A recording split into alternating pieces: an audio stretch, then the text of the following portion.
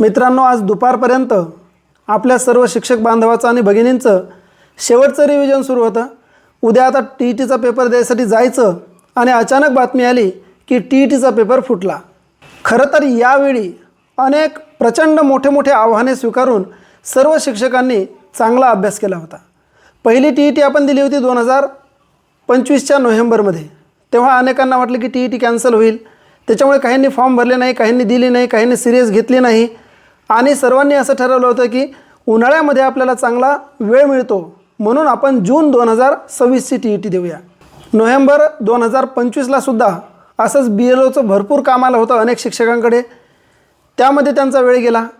या 2026च्या जूनमध्ये जनगणना आली, BLOचे कामं आले, SIRची कामं आली, स्वतःचे पाहुण्याचे लग्न, नातलगांचे लग्न आणि सर्व कौटुंबिक जबाबदाऱ्या बाजूला सारून यावर्षी सर्व शिक्षकांनी चांगल्या पद्धतीनं अभ्यास केला होता.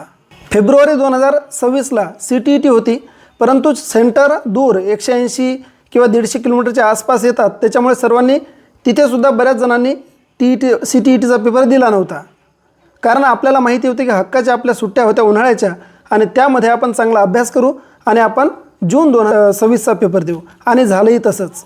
चांगल्या पद्धतीने सर्वांनी तयारी केली होती. स्वतःचे वैयक्तिक कामं बाजूला सोडून चांगली तयारी केली होती.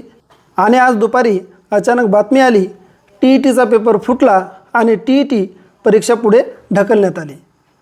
अनेकांना ही धक्कादायक बातमी होती. त्याचं कारण असं होतं की आत्ता सध्या विदर्भात 30 तारखेला शाळा ओपन होणार आहेत. मराठवाड्यात आणि इतर संपूर्ण महाराष्ट्रामध्ये शाळा नेमक्या सुरू झालेल्या आहेत. ही परीक्षा देऊन सगळेजण शाळेमध्ये चांगल्या पद्धतीने गुंतणार होते, विद्यार्थ्याची हसणार, खेळणार, बागडणार होते. परंतु या पेपर फुटीमुळे विद्यार्थ्यांचं, शिक्षकांच्या मानसिकतेचं खूप मोठं नुकसान झालं.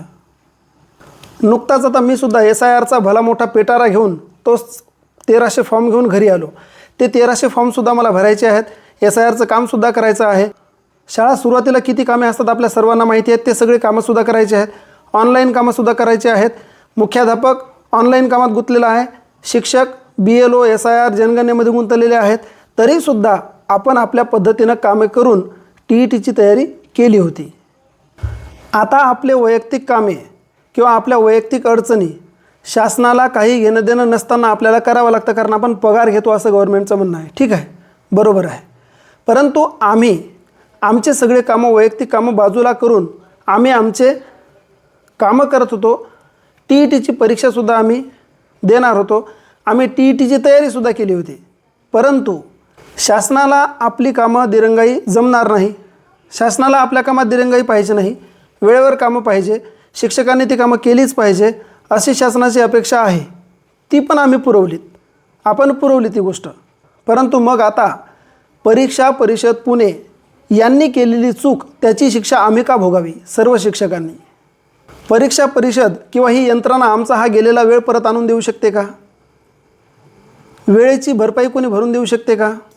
म्हणून मी याद्वारे एक विनंती करेल की आपण एका पद्धतीने आमची वेळेची भरपाई करून देऊ शकता. शिक्षक हे हाडामासाचा आहे. त्याला जीव आहे. त्याला लेकरं बाळं, संसार ह्या सगळ्या गोष्टी आहेत. तो एकच जीव आहे.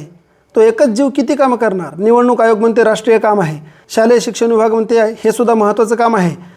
माननीय सर्वोच्च न्यायालय म्हणतात की TET आवश्यक आहे. एका शिक्षकाने काय कामं करायची? तर याचं एक सोल्युशन आहे. एक तर TET रद्द करा अशी गव्हर्नमेंटनी माननीय सर्वोच्च न्यायालयाकडे पुनर्याचिका दाखल करावी. एकदा फेटाळली असेल तरीही दाखल करावी. अन्यथा शासनाने त्यांची चूक मान्य करून किंवा परीक्षा परिषदेने त्यांची चूक मान्य करून शासनाने आणि परीक्षा परिषदेने या दोघांनी ठरवून माननीय सर्वोच्च न्यायालयाला विनंती करायला पाहिजे की आमच्याच्याने पेपर फुटला. शिक्षकांचं 6 लाख शिक्षकांचं प्रचंड वेळेचं नुकसान झालं. त्यामुळे आमच्या महाराष्ट्रातल्या शिक्षकांना 2 वर्ष अतिरिक्त वाढवून देण्यात यावे. 2030पर्यंत या शिक्षकांनी TET पास करून दिली तरी हरकत नाही अशी मागणी करायला पाहिजे. मित्रांनो, आपल्याला काय वाटते? आपण नक्की मला कॉमेंट करून सांगा.